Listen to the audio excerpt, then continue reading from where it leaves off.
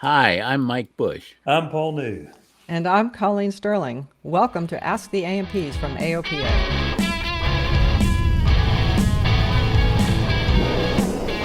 On Ask the A&Ps, we try to solve your toughest maintenance questions. We don't always succeed. Sometimes we even disagree, but we try our very best. So if you have a question, particularly if you'd like to be on the show, please reach out to us at podcasts@aopa.org. And if you're one of the handful of people that enjoy the show, be sure and follow and subscribe so you never miss an episode. Oh, come on, it's a large handful. A large handful. Okay, two Yeah, handfuls.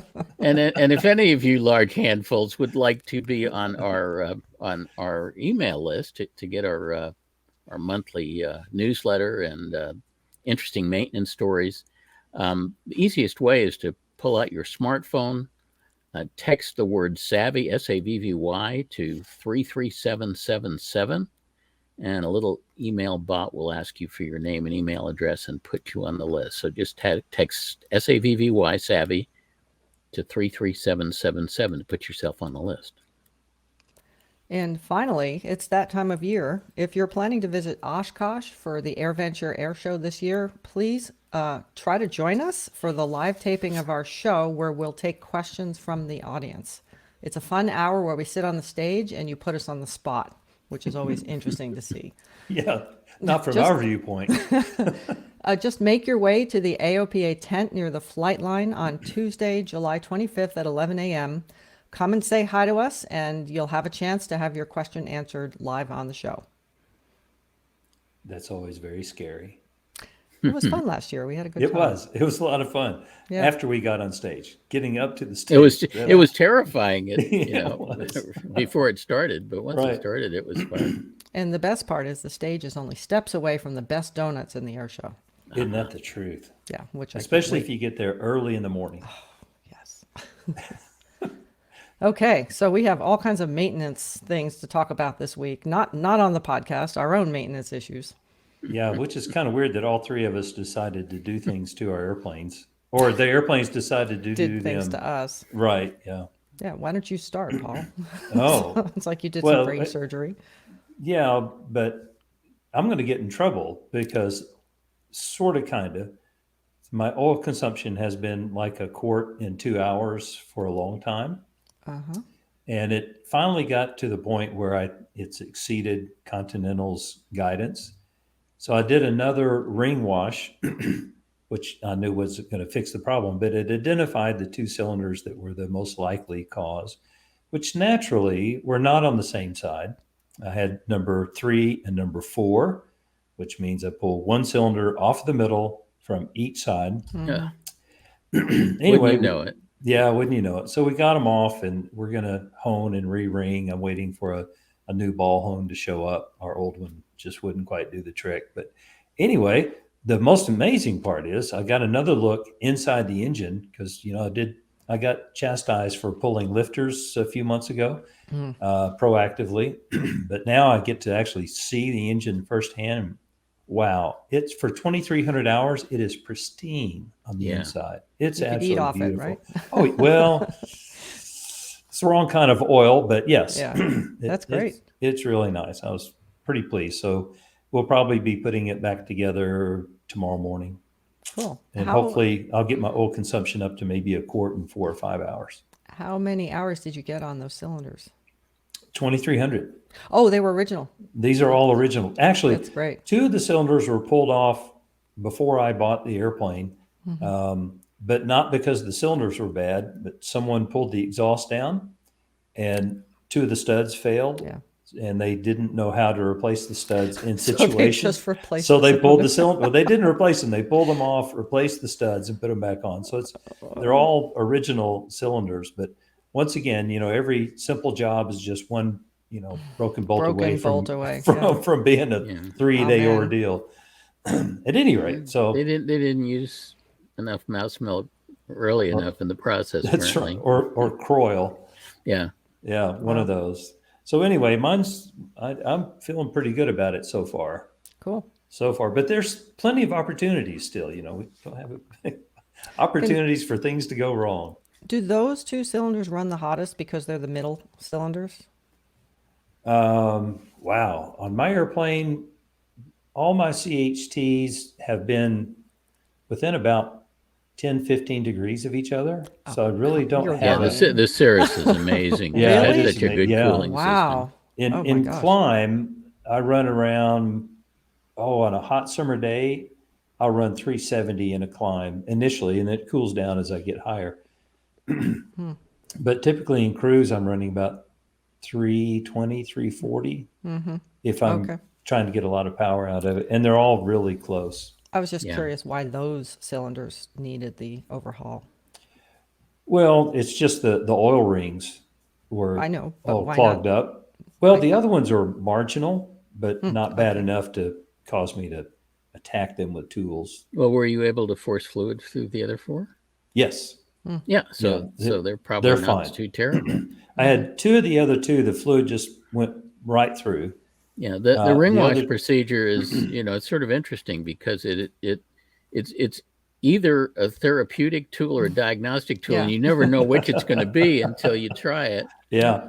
But this if is you can force the fluid through, it cleans stuff up, and if you can't if you force can't- it through, you know that those are the There's your culprits. problem. Yeah. Well, we did this, the ring wash a couple of years ago, and I knew I had some that were marginal. And sure enough, the two that were marginal 2 years ago are way past marginal now. So, but anyway, I'm happy to do these two. It's all good. Cool. So that's my story of woe for the moment. I'll tell my story real quick. I had a tire failure. It was a tube failure, actually, but it did not happen on the runway and it did not inconvenience anyone. It was after a flight. I was debriefing the flight and we were standing about 10 feet away, and all of a sudden we heard this ominous sound. And one wing was lower than the And other. it turned around and my airplane's sinking on one side. I'm like, oh boy, I guess I need a new tire. And I turned back and kept debriefing because I knew it was doable, right? It was easy to do. And sure enough, somebody had a tire, somebody had a tube. Before I was out of the debrief, the ramp crew was lifting up the wing with their strong backs and putting a dolly under the wheel and getting it out of the line. And we jacked it up, got the tire off, and I made the next flight. It was amazing. So Wow. So a As it little goes. explanation here is you're at pylon school. I was at Pylon Racing So School. Racing schools. Yeah. So I'm That surrounded kind by- of like Indy 500 where they change It the was. tires in 5 seconds or something. Yeah, so if and what happened is the tube had been pinched when it was installed, and it actually got 8 years in that condition. And finally, Wow. yeah, it what's, was and what's amazing. really important to state is that it wasn't installed by you. That's yeah. Sorry, previous owner. And I kept the tube as a learning teaching experience for school because it's Oh, yeah. it's exactly what you don't want to happen. But I guess It the is. pounding. It's one of the most common inexperienced mechanic things to go Yeah. wrong. Yeah. Almost always happens. Previous owner who shall remain nameless. Yeah, it was a sweetheart, but yeah, he made some mistakes. So, Well, but anyway, hey, My frustration was I had just completed the annual. I was going to sign it off on the 1st of June. I actually signed it off on like the 6th of June, I think. I took it up for the post maintenance test flight. I had changed a cylinder, and so this was like the break-in flight for the cylinder, but it was a nickel cylinder, so it was going to break in like instantly, which it did. And everything was great, and all the JPI probes still worked after all of that disassembly and reassembly, and I was a happy camper. I landed the airplane, taxied over the fuel pumps, topped off the tanks, taxied back to the hangar, got out of the airplane to push the airplane back in the hangar, and there's fuel dripping from the root of the right wing. So this is coming from an auxiliary bladder tank. There's 4 of them in my airplane, and then this one tank had deteriorated up near the top and had tried to repair it, but obviously unsuccessfully. It after the repair, it passed the leak test, but then a couple of weeks later, it didn't pass the leak test anymore. So So I I checked to see what it would cost to get a replacement bladder, and the cost was not outrageous. It was like $1,700. Um, Availability 24 weeks, like half a year. Ouch. So You're going to fly with low fuel for a while. Yeah. no, I'm so I spent yesterday doing an unapproved repair, Uh-oh. which is okay because Doesn't repairs involve don't have to RTB. be they don't have to be approved. They only have to be acceptable, and I deem this acceptable. I got acceptable 30-minute working time PRC, mixed up a Yeah. batch of it. It's really designed to seal metal tanks, or I couldn't find anything about repairing bladder tanks. Apparently, the only really kosher repair for bladder tanks is to vulcanize stuff on Yeah. under heat and pressure, which you can't really Yeah. do all the tanks in the airplane. But at any rate, I did my very best to seal it up with this PRC working as quickly as possible. Today, I'm going out there and closing up the wing. The PRC's got 24 hours on it. It says full cure time is 30 hours.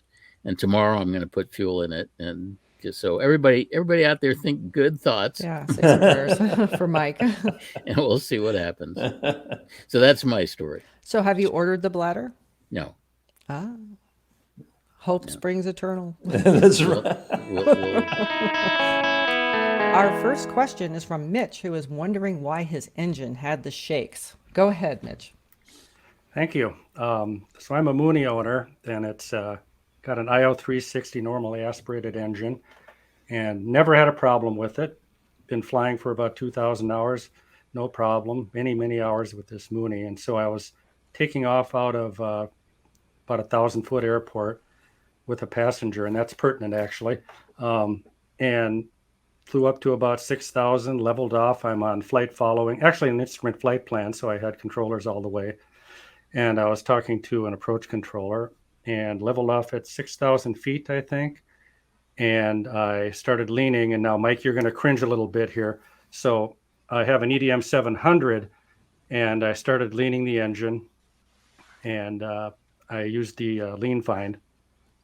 So the lean a peak lean find feature. But I don't dilly-dally. I cruised right down to about 8 gallons per hour, ended up probably 30, 40, wide open throttle, 30, 40 degrees, lean a peak, and settled in, turned on the autopilot, and began a conversation with my passenger. And so I, flying along, and about 2-3 minutes later, I started to feel a vibration. And it felt exactly like you feel when you lean the engine past the smoothness. Uh-huh. And it started to build, and it got to the point where it's clearly something was wrong, and I immediately made a turn. It was enough to make me to make a turn to the nearest airport. So I made a hard left turn, actually called out Mayday, and then started looking around. I had pretty good altitude, and I wasn't within gliding distance, but farm fields everywhere, so it was not going to be a serious problem, even if I had lost the engine, probably. But undesirable, of course. But so I'm on my way to this nearest airport, and first thing I did was look at the engine monitor, and the CHT was flashing, and I don't a CHT warning, and I have that set to 400. The gauge, I think, is 475, the stock gauge. So I had it set to 400 to get an early warning for this sort of thing. Didn't notice it. So I pushed the mixture in all the way, and just like that, the engine started smoothing out, coming back down, ramping down through that smoothest, except in the opposite direction, towards smoothness, back to normal. So I actually contemplated turning straight home, but I thought better of it and just decided to get on the ground and see what was going on. And so I landed, and the police were there, and the airport manager. It was very nice of everybody to be there. And parked the plane, and the airport manager gave me a ride to Rochester, Minnesota, and rented a car and went home. And so I had a mechanic come out and look at it But before then, I ran it by my own mechanic, and he felt it was probably a blocked injector that triggered this. And so I had the mechanic look at it. I asked him specifically to look at the injectors and bore scope it. And he did that, and he said everything looked just fine, but he cleaned the injector anyway. So I went back to the airport and flew home full rich all the way, circled the airport, my home airport, and leaned it out just as I did before, and I could not reproduce the problem. So I got her on the ground at home, and I purchased a bore scope, and that's the picture you saw, and everything looked A-okay, and a lot of lead, but my cylinders do run pretty cool, and of course I'm using leaded fuel, so it doesn't surprise me that there's some lead on the piston crown, but absolutely nothing wrong. But I the don't see a lot mechanic, of lead on that one. No, not on the there's the valve, crown, but on actually. the piston. There's Yeah. so the mechanic found a broken nose core insulator Yep. in cylinder number 3, and so he replaced that. I think he replaced it with a massive electrode. I had iridium plugs, fine wire plugs in Champion? the lower Yeah. Were they champion? Tempest Oh, interesting. on the bottoms, right? on the bottoms, Yeah. because I continued to have fouling problems. So I left the massive electrodes and the top cylinders, and there was no problem. So I decided to just replace the top plugs at that point with Tempest. The cracked plug was the top plug. The massive, That's right. yeah. Oh, It was a top plug, yeah, massive electrode. So it's a chicken. Which came first, the chicken or the egg situation to me? So I think what happened was, and if you look at that EGT and CHT tracing, you can see where the number 3 cylinder is the brown line on the bottom. It always runs cooler. That's normal for my plane. And then right when I started to do the leaning process, you can see where I went past peak and then lean at peak, leveled off. That's where I was happy. And then abruptly the EGT went up on the number 3 cylinder. And then the CHT skyrocketed. So your doesn't look leanest, like, yeah. the leanest fuel flow there when you first did that first lean at the peak goes down to 11.1. And the very leanest that I see during the whole time is 9.8. You said you were 30 to 40 degrees lean of peak, but for an IO360, I think you should be more down around, I think, and you 8. said around 8. Yeah. So you were still a little rich in here, despite what you say. That said, I don't think that was what caused your problem. Okay, I'm all ears. Making an observation. Yeah. So my theory is that something happened to that nose core insulator, maybe by passing through that area of maximum cylinder pressure, damaged the nose core, and then triggered a I don't buy that. pre-ignition episode. You weren't there that long. I mean, I do that all the time. I used to, despite what Mike says, I sometimes use the lean find. I've been using it for years, and sometimes I just do a big pull, but you're not there that long. Yeah, the funny thing about my plane is, this is sort of a tangent into how to lean an airplane, but if I do the big pull, my engine just happens to be so nicely tuned that it basically just acts like a throttle. It just simply goes down to cut off and the engine stops. So That's what mine does. That's the way it's supposed to be. Perfect. that's the way it's nice. And so I basically use fuel flow now as my main guide, and airspeed and CHTs, of course. Exactly. So what do you think happened at that point where I went past the peak and leaned it out, and then boom? Well, we were all noting that your EGT on cylinder 3 went up as your CHT was going up, which indicates it wasn't a detonation event. Usually I was thinking pre-ignition, because detonation usually goes down. Yes. I didn't know that at the time, but my research at the time told me that the pre-ignition causes the EGT to go up, which makes sense. True. So And also the rate of increase of CHT it was 1.1 degrees per second. is it almost demands a pre-ignition event for the CHT to rise that rapidly. What amazes us is your And cylinder plus looks good. the picture of the piston didn't really show Yeah. detonation signature. Well, I think I caught it in time. I mean, the red line, the Lycoming red line is 475, and I never got that high. I don't think. Well, Close. but it was going up for a couple It was on its way. minutes. And if I hadn't pushed that That's a long mixture time. forward, We- it probably would have held the piston, right? It was a couple minutes and it went to 484, according to the data, which doesn't lie, right? And we were just talking to somebody else earlier who had a really nasty looking piston, and he had pre-ignition go for about the same amount of time. So how come you got off lucky when he didn't? That's Yeah, and what I his, want- his was a more violent one. It was Yeah. Apparently. two plus degrees per second. And That's this is true. 1.1 degrees per second, but it's still, and plus if you look at the piston, the piston looks like it might have been subject to very light detonation in that it's pretty clean. Mhm. And there are a lot of areas where there are no deposits on it, but it doesn't look like it was in heavy detonation because there's no pockmarking on it. So this takeoff was pretty uneventful, full rich all the way, and EGTs descending smoothly as I climbed. And I don't know what would predispose me to detonation in a situation like that, because detonation could trigger a breakage of the nose core insulator, couldn't it? It could, but But we're not you know, thinking that I it was don't see any detonation. evidence of anything more than light detonation, if that. So the nose core insulators just sometimes break. They do, They Dude, do. oh, good Yeah. particularly if the plugs are champion. More commonly, but they do break sometimes, and I wish I had the plug.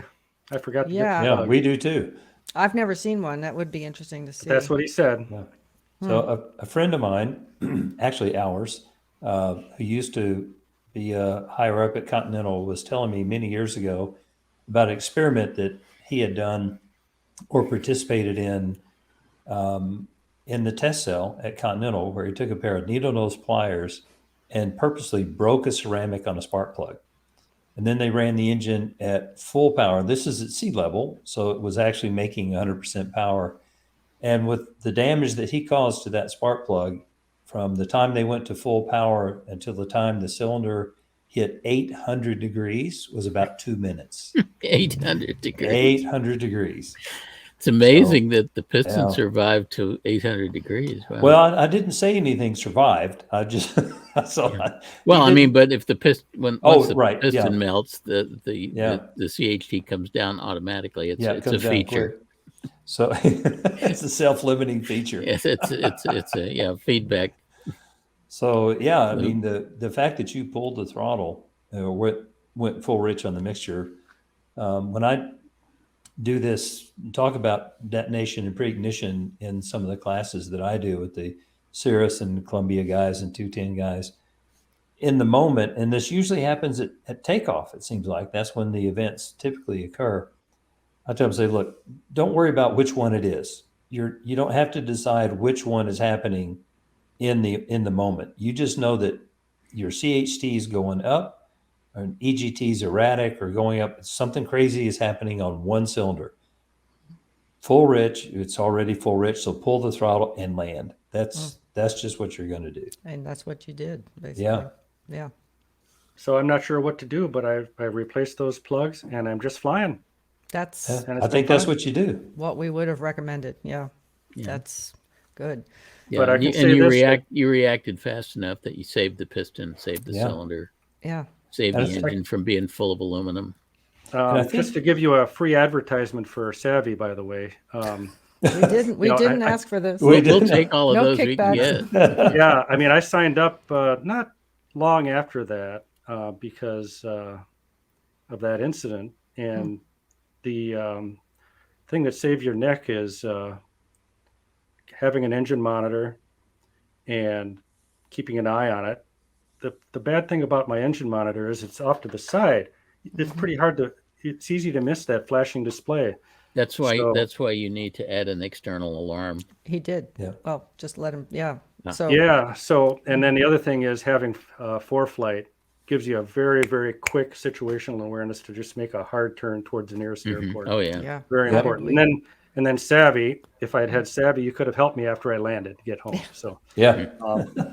but yeah, I'm putting in an EDM 930, as you know, Ooh. Colleen. That'll work. Yep. Yeah. And it comes with a neat little display that goes blank to tell you that something funny is going on with your Yeah, it really personal gets your alarms. attention. Yeah. When your RPM goes away and you look down, you're like, oh. Yeah. Yep. Yeah. Well, Yep, thank I you love very much. I think JPI actually engineers these pre-ignition events because they sell so much hardware in the wake of. And I've got an EDM 700 for sale pretty soon. I think they go around in the middle of the night with needle nose pliers. And breaking ceramics. Mhm. No, your write-up was really interesting, Mitch. And one of the things we were talking about was how you noted that a lot of people you asked advice for on this event opined that it was a plugged injector. And Which would make him go more lean and which would be cooler. Exactly. Yeah. Yeah, you Yeah. pointed that out. That's totally correct. And The it's plugged almost injector- impossible yeah. for a cylinder to detonate when it's lean to peak. Yeah, because it's Plus not the making EGT would have gone to The zero. ignition If it is were really possible plugged. at any mixture. Yeah. Yeah. So good call on that one. Everybody was wrong. Yeah, and you also pointed out that a lot of people are confused between detonation and pre-ignition, and what Pre-ignition is easy to understand. I mean, we all know about diesel engines, Yeah. you know, but detonation is a little harder to understand. And it's something that you can't put your hands on. It's you read it on an EGT gauge or internal cylinder pressures, and it's fairly mysterious even now to me after looking into it. But of course, pre-ignition is not the same as dieseling. It's there's not a high enough compression ratio to cause compression ignition. It's something hot, in the yeah. combustion chamber that's gotten so hot that it's acting as a glow plug. Yes. So So it's it's like diesel engines when they're first starting, not diesel engines once Okay. they're running. When they're fair running. enough. Yeah. Yep. But the weird thing about detonation is light detonation isn't bad, and it's often present. It just cleans stuff off. It just Yeah. cleans stuff off. So You know, the ultimate in detonation really is a bad magneto, isn't it? yeah, advanced If it's timing. firing randomly, not even advanced timing, yes, but also firing off randomly. I mean, Right. that's sort of the ultimate. That's what took my husband's prop off his plane. When he had a mag go south and it started firing at weird times and literally broke the bolts on the prop. Well, I Wow. suppose if it's firing at really weird times, you could call it pre-ignition if the spark plug is firing while the piston's still going up. Yeah, you'd have a combination of pre-ignition and It kind of blurs. post-ignition. Yeah. It'd be all Yeah. over the place. And a rough engine, probably. Yeah. Yeah, It oh was yeah. rough. Very, very Yeah. well. Oh yeah. It was rough.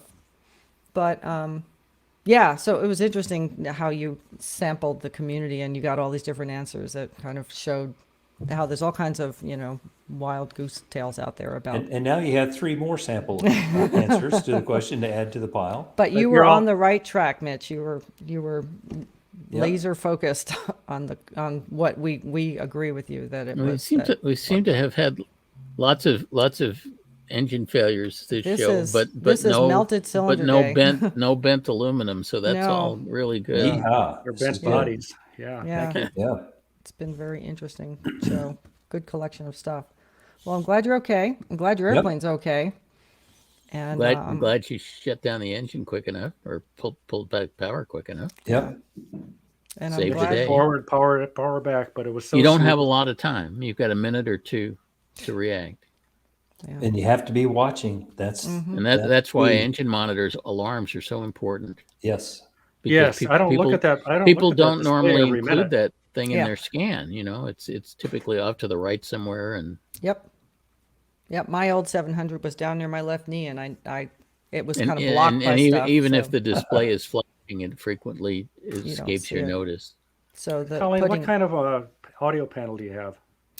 a Garmin GMA 340 or something. So I have a PS Engineering one. I just got a new one, and you can actually have it give you an audio alert that you can record yourself, so you can get an alert directly from the 930 to your audio. Oh, panel. that's that cool. that would be nice. The alert Yeah. will say, "Look at the engine monitor." That's right. That's what it basically. Yeah, something's Yeah. wrong. And you can Yeah. record your own voice.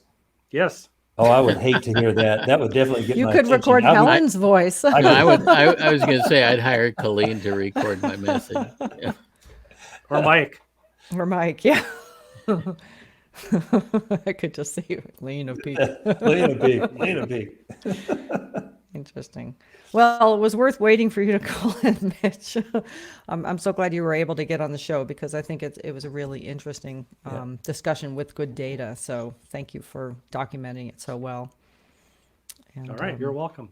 And coming on. And we'll see you around the block on Back to Savvy work Analysis. to help pay for all this stuff now. No There you kidding. go. Yeah. Okay. Well, you take care and happy flying. All right, Thanks, thanks. You Mitch. too. Bye-bye. Bye-bye. Bye-bye. So our next question is from Brian, who wants to employ the services of the Mythbusters. Go ahead, Brian. As long as you didn't, Mythbusters, Yeah. that'll work. Is that us? Yeah, I guess. It's Okay. one of my favorite shows ever, especially when they blew up the cement truck. That was awesome. We won't do that. It was a great show. It was a great show. And in the aviation industry, I think that I am now talking to the Mythbusters. So first off, thanks for having me on. I've listened to, I didn't discover your all's podcast until way too late. And I've gone back and listened to, I think, every episode. And my aviation library has all of Mike's books. So thanks for everything that you all do for aviation. Excellent. I recently got to start flying an Cessna 340 with a buddy of mine and in his 340, and he's a very mechanically inclined guy. He's got his own auto mechanic shop, which maybe that's a red flag in and of itself, that, you know, mixing things with wings with things without wings. But Yeah, we like maintenance involved aircraft owners. Yeah. Yeah. Yes. And in the post flight, he hopped out of the 340 and began hand turning the props in the opposite direction of their traditional spin after he opened the oil fill tube, and in his words, started burping the gases out of the engine. And when I looked at it and saw what was going on, to see the leftover gases from it seems to me like it was the leftover gases from the combustion of fuel and all that kind of stuff in there. And it was very interesting to see how much just polluted air and gas was coming out. And he had remarked that his oil stays remarkably clean and he gets great life out of the oil of his engines. So it made me start thinking, okay, well, is this something that I need to be doing in my Mooney? And why do we not do this if this is a good thing? And then I discovered your all's podcast. And so I thought, aha, there's my source of my answer. So here we are. Okay. Who burps their engine, if anybody? There's quite a few people that do that. Yeah, there's first of all, most of what comes out when you remove the oil filler Is vapor, I'll bet. is steam. All right. I got it right. Steam and acid. It's not clean steam, it's dirty steam, but it's mostly steam. The combustion of hydrocarbons, the byproduct of combustion of hydrocarbons is two things: carbon dioxide and H2O. Now, most of the H2O goes out the exhaust in the form of steam, but some of it gets past the compression rings and into the crankcase. And if you take the oil filler cap off after you shut down the engine, the first thing you'll notice when you take the cap off is that it's soaking wet. Oh. It's just dripping. Yeah. Taking off the cap and allowing that stuff to vent out does purge some of the moisture from the engine, which is a good thing. It doesn't purge it all. If you hook it up to an engine dehydrator, that pretty much purges it all. But how much the turning of the prop part assists that process, I don't know. I don't know too many people that do the turning of the prop thing. I do know a lot of people who take the oil cap off. I've done that, and I've seen it done quite a bit on the Columbias and the Cirrus in particular. Take the cap off. Do this first thing when you get out of the airplane. take the cap off, leave the door open because you don't want to forget this. And I mean, you don't want to forget to put it back on because critters like to crawl down inside the engine and stuff like that. Always turn the propeller backwards, as you say, because if you have impulse couplings like many airplanes do, Yeah, and the Cessna 340, where it's shower of sparks, I would wouldn't matter. it wouldn't matter, and I would Yeah. turn it in the forward But- direction. But Just make it a practice for everybody to turn it backwards. So in case people don't know what they have, but the moving of the pistons, it should in my pea brain, the pistons moving back and forth shouldn't change the total volume of the crankcase because as one moves out, the other one moves in. Yeah. But the reality is when you pull that propeller backwards, it actually does Pump. cause more steam to kind of Really? puff out. Yeah, it's kind of weird. Oh, it absolutely. And I totally did not expect that. First time I tried this was back in 2007 or 8. It became a thing with the Columbia guys, and so I don't always do it, but I'll do it once in a while just to see it happen. And then you unload the airplane, you push it back in the hangar, and the last thing you do is put the cap back on. Don't leave it open unless you have a dehydrator. But yeah, turning the propeller, it makes no Wow. sense to me why it pushes a little bit extra out. I don't know, like Mike says, I don't know how much value there actually is in it, but it can't hurt. Can't hurt. Interesting. Wow. Yeah, and it's not combustion. You're not Yeah. sending so much. It's like Mike said, you get the water molecules like the acid molecules, and getting all that stuff out is a good thing. I mean, the combustion happens on the combustion side, and Yeah, if it's in the case, it's blow by, right? Yeah, That's it's the only way blow the by. vapor gets into the case. yeah. Got it. Interesting. Very So interesting. does he do it for his car too? How would you turn it backwards? Mr. Car Guy? Yeah, I guess so. If he's able to do that, then there's some patents that I need to go file. Right. Yeah. Put mine on there as well because I don't know how he does that. But Wow. yeah, no, it's interesting. Appreciate your all's thoughts and feedback on that. Yeah, I learned something. Yeah. I was spring loaded to say that's crazy. That doesn't make any sense at all. But wow, so very interesting. I'll Yeah, have to try it.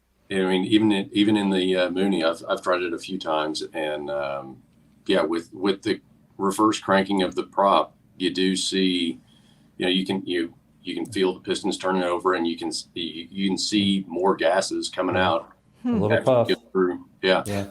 It won't work so well. It works really good on the Continentals because they have the filler port on top of the engine, and the filler port is fairly large. On the Lycomings with the top filler port, it works fairly well. yeah, On on the the- four-cylinder likes, with the Yeah. With thing the in little the- tube on the right rear, it's not going to work so well. Yeah. Because all this heat is wanting to come out the top. Yeah. Yeah, Well, hey, thanks so much for Yeah. everything that you all do for aviation. sure. Appreciate the call Fun. and the question, Brian. Good question. It was a good one. Thanks a lot. Have a great day. Take care. You Yeah. too. Our next question is from Les, who wants to know why his cylinder failed at such low time. Go ahead, Les. Yeah, I mean, I'll give you a quick synopsis of the scenario. I departed an airport in the middle of Waycross or Waycross, Georgia, which is in the middle of Georgia, with a full passenger load in my Aero. Anyhow, the engine just started running rough, just almost right away during the climb out. And I looked down at my JPI, and CHT, EGTs were just going out of limits, and I knew I was in trouble. And the airplane was not developing a lot of power. In any case, the best bet was just to head back to Waycross, and which I did fairly promptly. And then we went through a troubleshooting process that I'm certainly glad to discuss. And you were sent pictures of what the cylinder looked like. In any case, 160 hours on that cylinder after being there it is, 160 hours on that cylinder, and I just went through an analysis, forensically afterwards, and I'm still trying to determine. I'm not totally positive with what the result was. No, we don't have the engine data for this, correct? You do actually. We went back and forth with your tech folks on what I was doing as far as operating the engine, and I was doing lean of peak, which got me a little paranoid. You know, it's the old philosophical question: lean of peak, rich of peak, and so on and so forth. Well, you probably if this occurred early in your climb, you probably weren't lean at peak. You were probably full rich, right? Correct.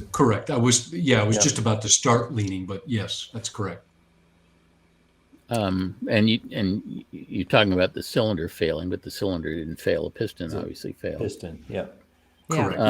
Correct. But you said that EGTs and CATs were going all over the place. That can you be a little bit more specific? Was it, first of all, are you talking about the one specific cylinder? Or are you talking about all of them? No, the one specific cylinder. It was Right. it was a number 3 cylinder to be specific. And what were you seeing? Well, I was seeing the CHT was starting to go out of sight. I think it hit 500 at one point. EGT was just about up there, and then once apparently when that piston failed, then the temperature started to drop. I wish I had the analysis for you to show you where things were at, but we sort of went back into it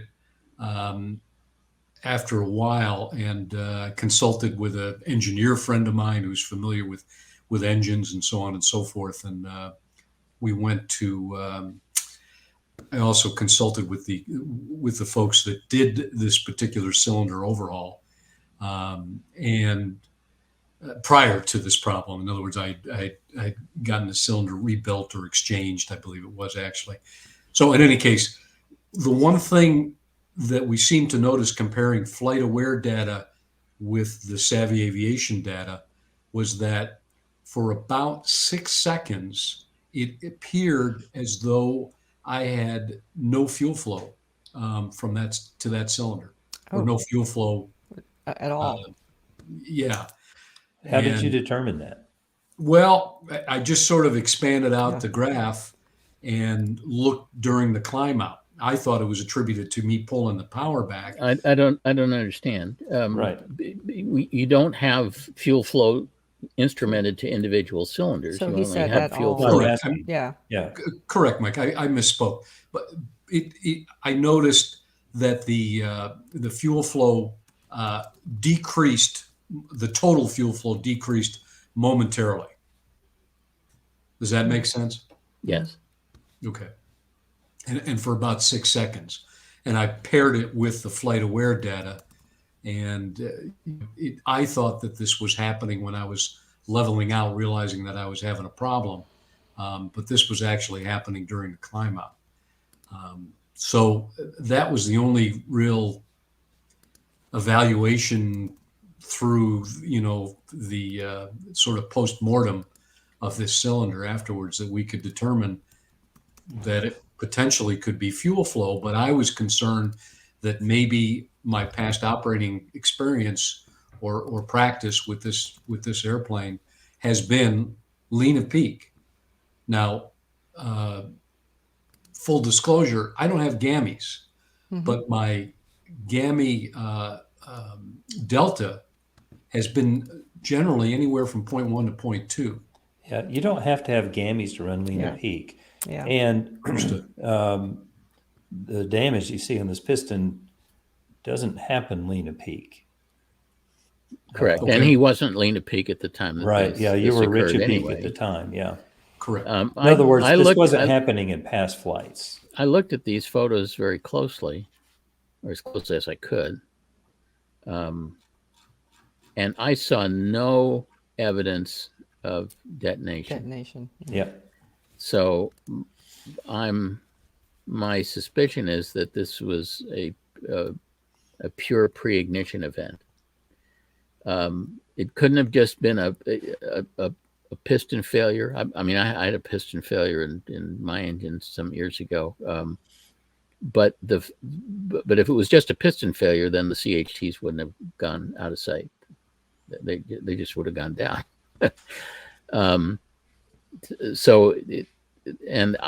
I don't have the data in front of me, so I can't see what the rate of rise of CHT was, but my guess is that it was quite rapid. And this has all the earmarks of a pre-ignition event. Tell me about the spark plugs. What type of spark plugs? What were the condition of the spark plugs when they were removed? They were championed, and they were well. They were pretty. Were they fine wire or massive? I can't answer that question. Honestly, I can't. I finally found Les's flights. I'm looking. What was the date when this happened, Les? This was end of January, Collie. I believe we talked January. about it, right? Probably because I'm the breakdown manager. Yeah. Okay, I found it. It should be Okay. flagged with a high CHT. So yeah, his CHT went to 517. Oh, That's and toasty. his EGT initially rose prior to the event or as it went up.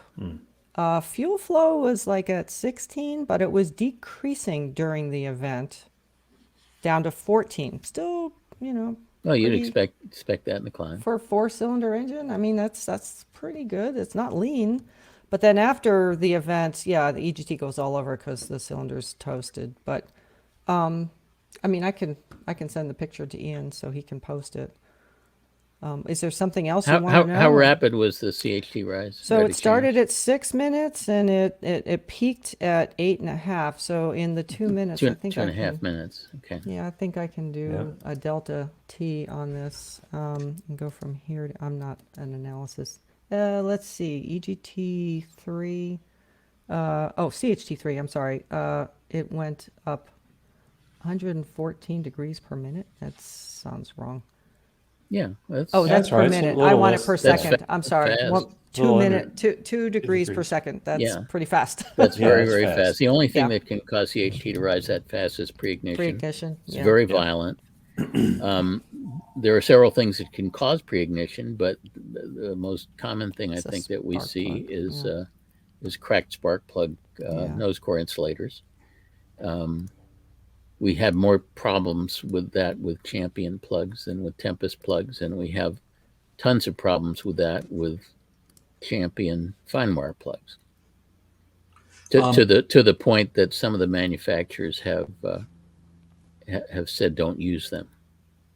I appreciate that. However, and I'm certain, if anything, there was no cracking on those plugs. Well, I So- don't believe that for a minute, because even if the plugs were perfectly healthy, they would have been cracked They after would be this cracked event. after. Maybe you couldn't see the cracks is possible, but I don't think any perceptible. spark plug could survive this event unscathed.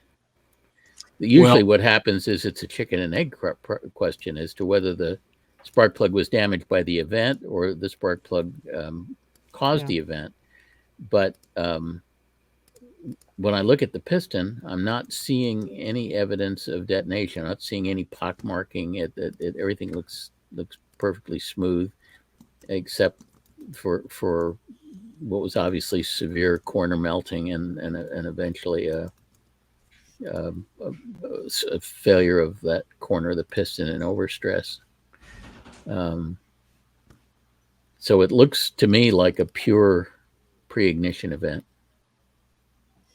Do you think that fuel flow had any contribution? No, it wasn't that bad. No, I don't think so. Okay, because we did go Fuel through flow the typically doesn't result in pre-ignition, is what Mike's saying. It's usually an ignition thing or a hotspot that's causing the the combustion pre-ignition to is happen caused by explosively. something that's really hot inside Mike, the you're combustion muted. chamber that's igniting the fuel air mixture prematurely. Well, I mean, I guess I'm a little confused because the folks that changed the out the cylinder after we received it, and then I put in the same plugs, and then I took it back because I'm concerned. I took it back to my base and had the mechanics that work on the airplane go through. They actually do a magneto overhaul. And they went through a whole process of magnetos, spark plugs, the whole ball of wax, and they couldn't find anything. You know, and they don't have the evaluation skills that you guys have, but at the end of the day, you know, I just kind of listened to them because they're experienced mechanics, but they thought it was a structural failure somewhere within that piston. Or a material failure. Well, it had to be more than that, because I considered the possibility that the piston had a flaw in it that caused it to fail, and that, like I said, that's happened to me.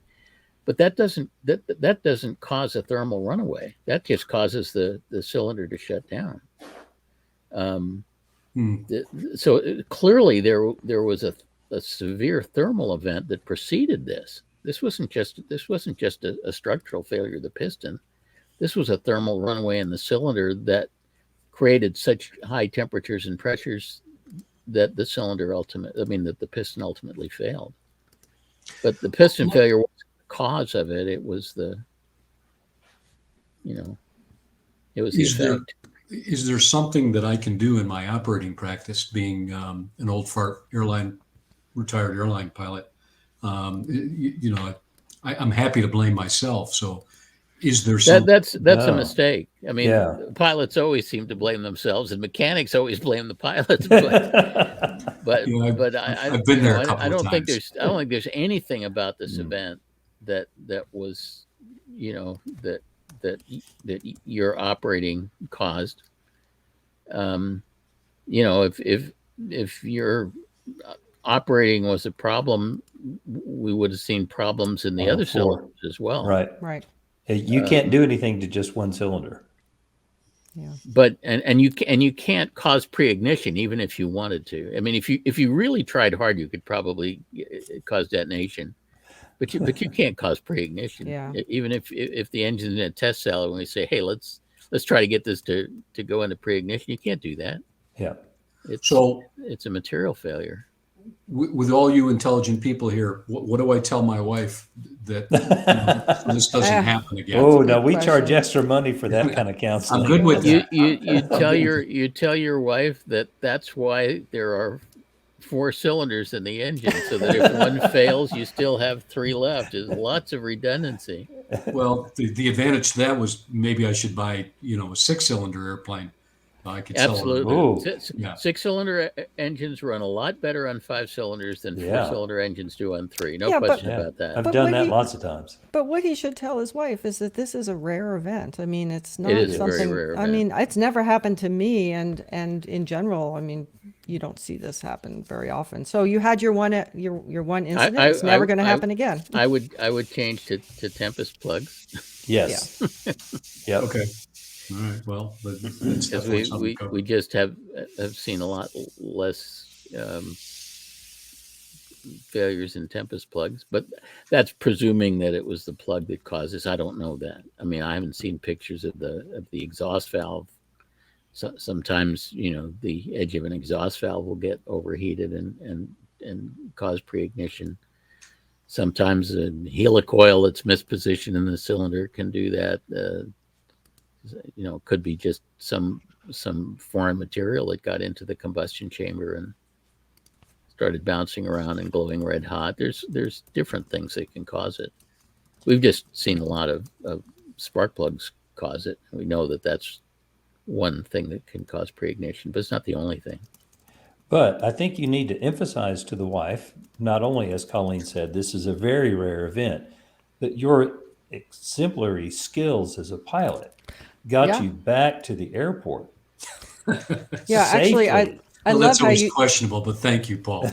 you told us this harrowing story, and you didn't tell us how it ended with your plane full of people. With the volunteers. Yeah, it was a volunteer. It's an environmental advocacy group. I had 2 photographers on board and 2 people that are involved with environmental issues. And it's a great organization. Anyhow, we were headed to over the Okefenokee Swamp. Yeah. Oh, yeah. Yeah. So, no alternates out there except for alligators. And At least you don't last long. It's over quick. Yeah, it's over quick. No, alligators tend to be a little painful. They like lengths a while. But anyhow, so I had just gotten a hold of Jacksonville Center and said, listen, I've got an engine problem. I need to return.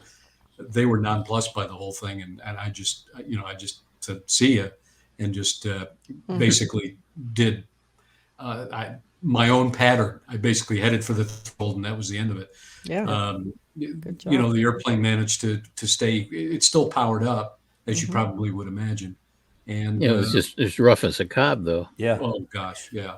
I mean, but Paul, by then, I'm curious about your reaction to this, but because I'm not clear on exactly what remediation was done after the event, but I would be inclined to pull that connecting rod, given the violence of what happened to the piston.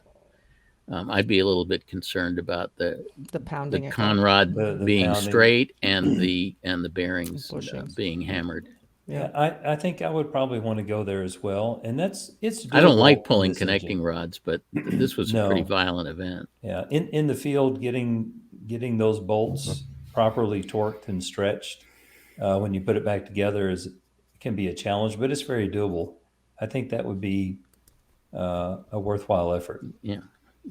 Well, I mean, it's long since happened, and I've got close to 30 hours on the airplane, and so far I haven't fallen out of the sky. So that issue that you rightfully bring up was never brought to my attention. So watch the. Are you doing oil analysis? Yeah. I would watch the oil analysis for any signs of Babbitt material or brass, maybe from the connecting rod bushing, and see if any. I don't know that it would, but at this point, with the cylinder back on, and more importantly, I'd watch the oil filter really closely and the oil filter for the next 100 hours. Yeah, watch for any signs that something's coming apart. I can't imagine that it would be a sudden failure. I think you would get some indications of it happening. Now the cylinder itself did not go back into service, I trust. It did not. It is a lamp base. Apparently somebody wants to make a lamp out of it. Yeah. I've got 40 or 50 in the back hangar if anybody else wants one. No, I'm just keeping it. Maybe it'll be a teaching tool or Tennessee Aircraft and Lamp Company. That's right. Yeah, that's a teaching tool. It's a great picture. Yeah. Wow. No, it's not. It's not going anywhere. But anyhow, the end of the story was it was a good ending to the story. So good, because I was on my edge of my seat waiting to talk to you to hear how it went. 2.5 degree per second CHT rise is a very, very violent pre-ignition event, and the picture of the piston, shows Supports the that. violence. It wasn't just classic corner melting. It was, the piston failed structurally. It was so violent. Well, here's one of the other aspects of the happy ending to the story was that my JPI is located sort of down and to the left, and it doesn't quite get my attention like stuff did with the airline. So I convinced my wife that she needed a JPI 830. Yes. So that has now been mounted, not quite center panel, but it's there. So That's Score. Yeah. Well, that's a nice instrument, but even your old JPI 700 did have an external alarm pin on the connector that you could have connected to an idiot No. to a light that was right in front of you. He needed this. But don't tell her. 830. But don't tell. No. Yeah, she's not listening to the podcast. We're all safe. The 830 was the right answer. All JPI instruments have an external alarm output that can be connected to either a visual or an oral alarm to get your attention. I would put a light over on her side of the airplane. I think that's brilliant. Paul's a trouble. I think it should be on a dongle, and you just ask her to hold it. Or cattle prod. It should just shock the seats. She is not squeamish. I am very fortunate. She comes with me almost all the time and trusts my judgment. What about your other two passengers? How did they do? But no, it's. I think it was more for Mike for visual. I understand that warning does exist. Matter of fact, I love this 700. It was just being outdated. I had a function of it that it was no longer performing a tactile function with it, and JPI had that exchange. So it's sort of lined up. That was a good move. Yeah, 830 is a very nice instrument. Yeah, I had a 700 for years and then finally went to a 930. And I've been very happy with my JPI installations. They make a nice product. Yep. Yeah. Well, we're glad everybody was safe. Yeah. Definitely. Great story. Other than the piston. Yeah. Sacrificial part. Yep. There we go. I Yeah. never want it to happen again. If that's Yep. Yeah. You know, another interesting question is what happened to all that aluminum? What It did- went somewhere. That filter must have looked pretty interesting. Surprisingly, we cycled through oil. Surprisingly, it really didn't. I wonder if a bunch of it got stuck in the suction screen and never even made it to the filter. A lot of it was there. Yeah. Yeah. Yeah. Interesting. Wow. So anyhow, almost got 30 hours on it, and Good. so far I've, managed to have various friends and my wife survive. So Awesome. Good. Well, great story, Les, and really great pictures. And thank you for coming on and giving us your testimonial, your story of woe. It has a good ending, so that's Good that's ending. nice. that's the important thing. But my pleasure. Okay, thank you. All right, See you, Les. take See care. Our next question is from Richard, who's taking a good look at carb temperatures. How are you doing, Richard? I'm doing great, guys. I'm honored to be here on the Mount Olympus of aircraft maintenance. That's a new one. I cannot let Helen ever listen to these podcasts. It's just no living with it. Okay. Well, I've got good news for you. I do not have an engine monitor, so we won't get bogged down in all that nasty data. All right. At the last. Got that out of the wow. way. So, are you saying that you've heard all the sermons about how badly you need one, Yeah. and so And you're I thought it would waiving be your best to rights? confess right away. Yeah. Yeah, you're waiving your rights. Okay, your Miranda rights. Fair Go enough. ahead. Okay. Les has Well, an EDM 700. He'd probably sell you cheap. Oh, that's right. Well, I didn't even have a carb heat gauge until I took my Comanche in to have an annual done on it.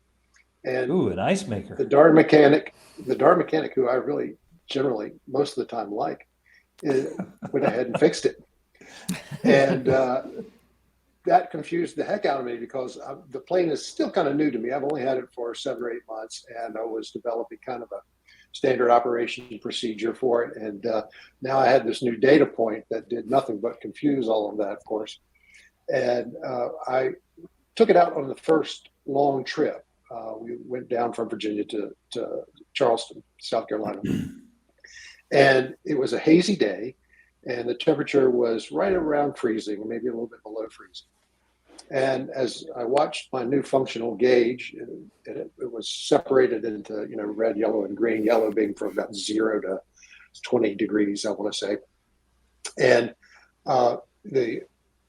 it kept dipping into the yellow and then occasionally into the red. And at that point, I felt compelled, rightly or wrongly, to go ahead and pull the carb heat. And sure enough, the needle went back into the green, and then I would close the carb heat again. And then about 2 or 3 minutes later, the same process would occur, and I'd have to do it all over again. And then finally, I said, well, what the heck? I'm going to go ahead with partial carb heat and see if I can get this thing to stabilize, which is what I did, and things worked out pretty well. What I didn't know then, and I know now, is I probably should have re-leaned once I put in partial carb heat. I didn't do that, but I know better than that now. But the thing that really made me contact you guys is that I had heard, back particularly in my training days in a 172, that partial carb heat was not necessarily a good thing. It was a bad thing for the engine for one reason or another. I don't know that. And then also I heard from another member of one of the Comanche groups that I'm in that the carb heat on the Comanche is a little bit different, or maybe the ingestion of the air is a little bit different, that it in such a way that it wouldn't make as much difference as it would, say, in the 172. So you're free to debunk that, either one of those myths, if you like. Well, first of all, there's absolutely nothing wrong with partial carb heat.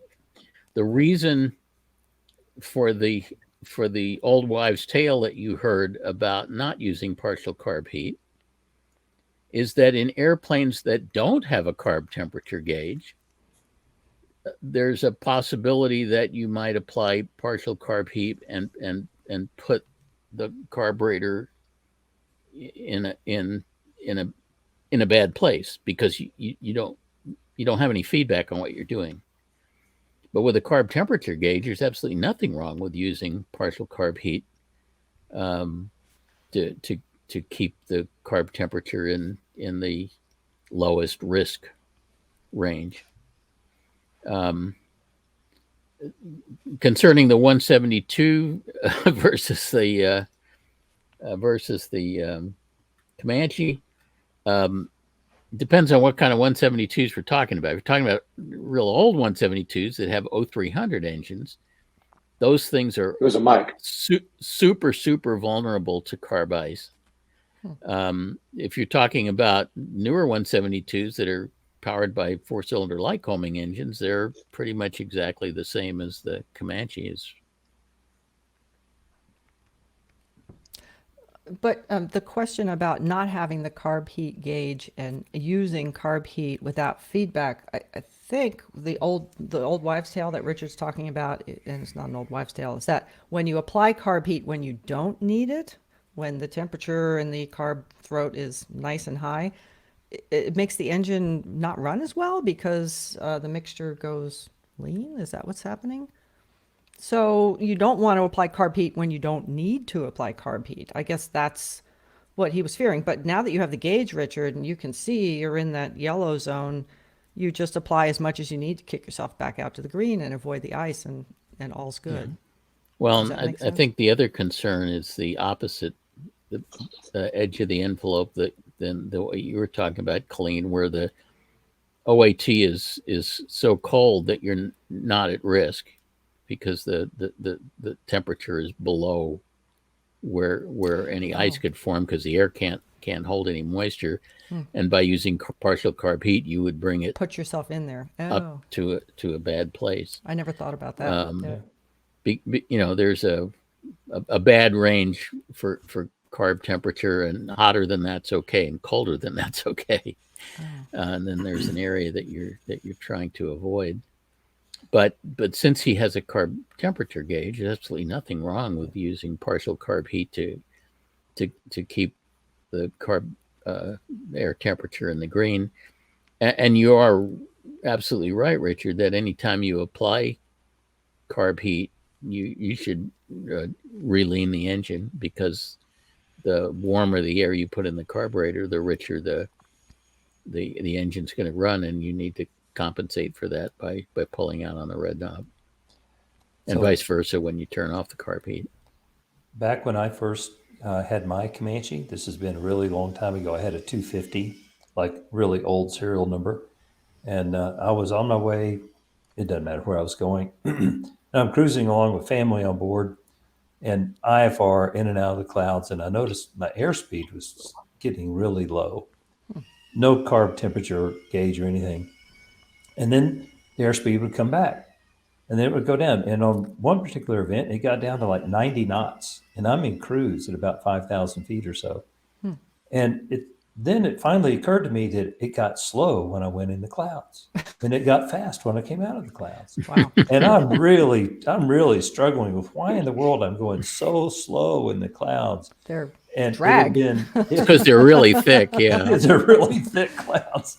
And I don't know how long it had been since I had flown a carbureted airplane. I've been flying fuel injected airplanes forever. And finally it hit me, carb heat. And like a knucklehead, I'm in the middle of this cloud and thought, I'm just going to pull the whole thing. I pulled it all the way out. Engine just about dies.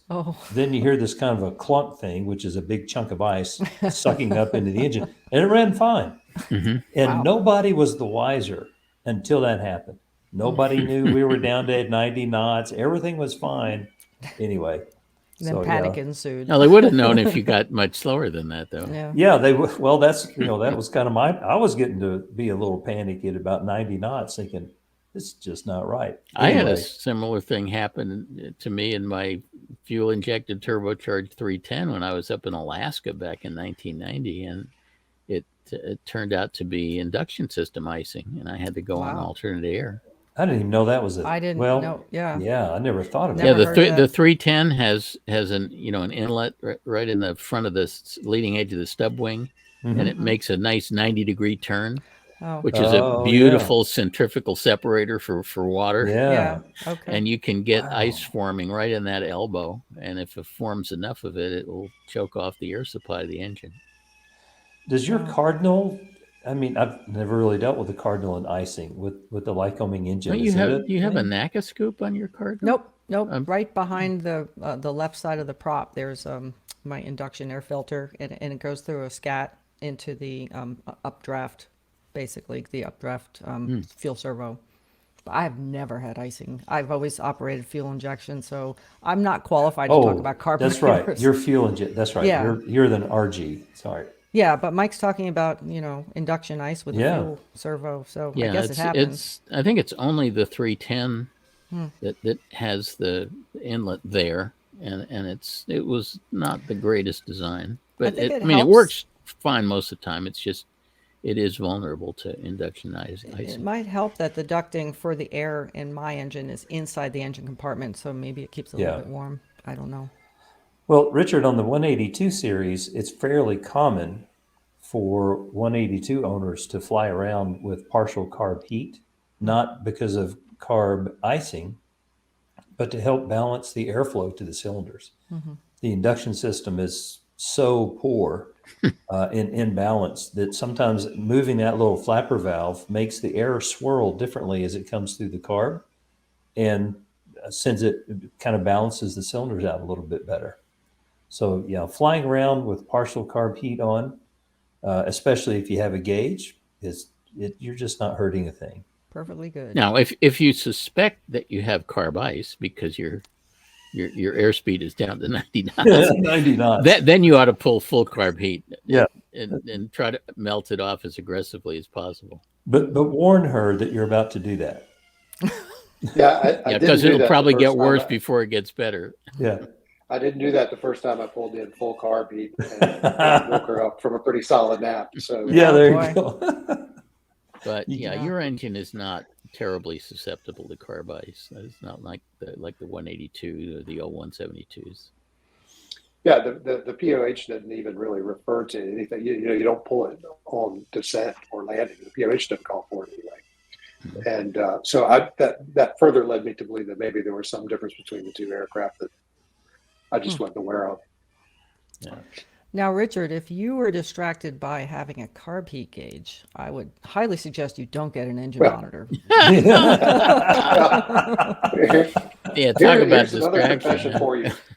Here's another confession for you. When I first got the airplane, I went up with my instructor and we were watching I do have CHT. We were watching the CHTs, and man, it would just not go above 200 degrees. And I'm like, what the heck? These are really cool cylinders. Isn't that awesome? Yeah. It took us about 3 flights to figure out that the carb or that the CHT gauge was in Celsius and not Fahrenheit. Oh, In Celsius.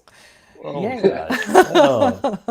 In a 1958 Comanche, believe it or not. oh my goodness. Yeah. Yeah, be careful about that engine monitor when you decide to get one. Mm-hmm. It'll bite you. I will. Well, Richard, thanks for the call. That was a good question. We enjoyed Yeah. that. Very good. Thank you. I appreciate it. Yeah, this sure is the podcast for engines going south. Our next question is from Jay, who's wondering if his leaning procedure has led to his problems. Go ahead, Jay. Hi, thanks for having me on. Really enjoy this show. Okay, so I have a Continental A65 in my 77-year-old Taylorcraft, and I just finished restoring it about 3 years ago, and it has Awesome. essentially a brand new engine, new Millennium cylinders, new mags, new carburetor, and that's sort of my question there. So the original Stromberg carburetor sort of got lost during the overhaul. Long story. Probably a blessing. So I put a Marvel Chevrolet carburetor on it, and anyway, but the old Continental was like that. Everyone I've ever talked to, the mixture control was always wired full rich. And so when I put on the Marvel Chevrolet, I thought, I'm going to go ahead and hook that up. So I put in a mixture control, and it worked wonderfully. I could lean and everything, worked just great. And I just lean by ear. I don't have any instruments or electrical system for that matter. So anyway, I love it. after about 300 hours, my oil consumption suddenly went up. And so we started exploring that, and we found that I had a broken ring in the number 2 cylinder. And so, we repaired that. We were able to get all the pieces of the ring, no problem at all. Anyway, but everyone said, well, it got too hot is why that ring broke. And so my question was, is my sudden ability to lean making that cylinder get too hot? So, I replaced all the rubber on the induction manifold. The baffles are all brand new. I mean, I don't think that's an issue. But I just wondered, why, first of all, did they ever have it wired all the way full open? And then second is the reason I have a mixture control the reason that cylinder is hot now? Or I think it may be hot. But you don't have an engine monitor. Yeah. No, it's tough, yeah. I was resisting saying that. I'm not going to be the one that says it this time. I would think it'd be highly unlikely that anything that power plant management procedures would be related to a broken ring. What sort of when you're leaning, what sort of altitude? I don't even know that I can ask this question on that engine. Yeah, what sort of power setting? What sort of percent power are you running? Are you wide open throttle when you do this? Or? No, usually. So I'm wide open. I would actually be right at red line. So it's just 2300. So I bring it back to 2150, and that's right lean at low altitude, right? Not too high. Yeah, I mean, I typically cruise 2500 to 4500 feet. Mm-hmm. I don't know if that little engine. I'm not a small Continental engine guy, so I don't even know that engine can develop that kind of heat. Or I don't know what the compression ratio is on it. Does the A65 use the same cylinders as an O200? Because I was a little surprised you could buy A65 cylinders from Superior. Yeah, you can. Yeah, they started just a few years ago. They brought them out again, and so I put them on there. But you're right, though. I believe they are sort of an O200 pattern because I had to have my exhaust system resized to match the sports. Well, so what they're suggesting is that the cylinders, or at least that cylinder, was running hot enough over a long enough period of time that it embrittled the piston rings. That's not much time, though. 160 hours. Yeah. I did that in my Cardinal, but it took 1,500 hours before an oil control ring stuck because of the heat and the oil coking up in there, and then it finally broke. Now, I don't know what ring broke. Maybe it was your compression rings, not your oil control rings. But I think the mechanism might be the same, but that's a process that takes quite a long time, I would think. I don't think I've ever heard of an oil control ring breaking. Mine broke into 9 pieces. Yeah. Really? Yeah. Wow. When they break into lots of pieces, it seems like. It came out and I was like, is this supposed to look like this? But yeah, at 160 hours, I don't think that you could have been running that hot to cause that to happen. I would be more inclined to think it was a material defect. I hate to or an installation issue. The ring gap too tight, setting. Yeah. Okay. Yeah. I hadn't thought of that. Okay. Yeah, but well, one thing that can happen is if the break-in isn't done properly and the cylinder glazes, then you can have a lot of blow-by that heats up the ring pack quite a lot. That's a possibility. Did you have cross-hatching? The cylinder off, the cross-hatching looked really good on it. So Okay. I feel like it's got a pretty good break-in, and I followed your procedure for that. So Balls to the wall. yeah. We don't have an engine monitor, so we can't spy on how you've been leaning. We can only go by what you're saying. If you thought you were leaning and you were actually leaning it to the peak EGT by mistake, you would be running it as hot as you possibly could. I still don't know in this engine if that would cause this failure. But leaning Yeah, in it's general probably- pushes you over into the low CHTs.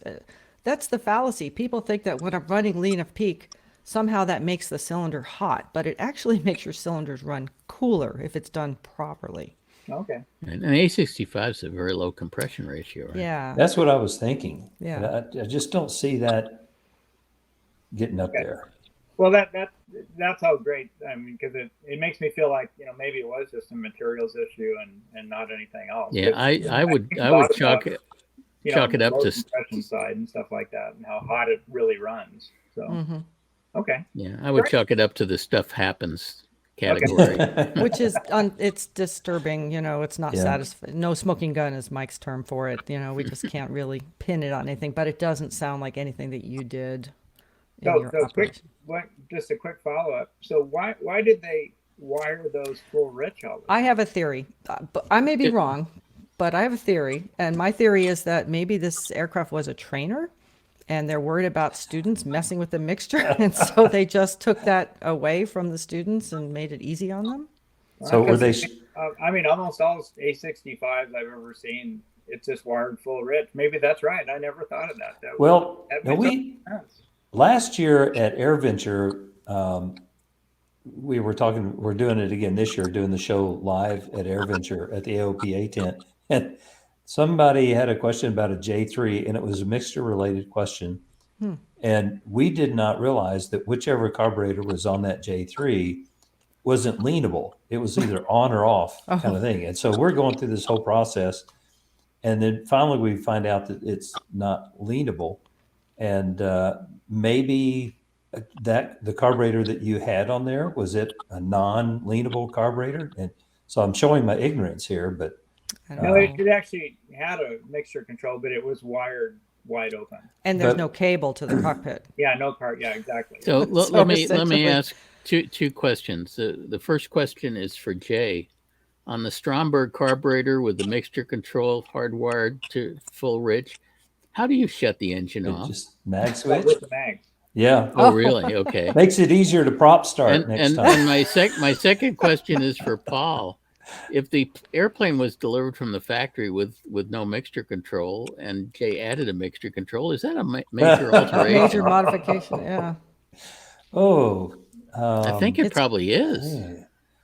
Well, it depends. So you'd have to look at the type certificate data Yeah, sheet and yeah. see if this engine carburetor combination Or maybe there's an STC was in for there it. somewhere. Yeah.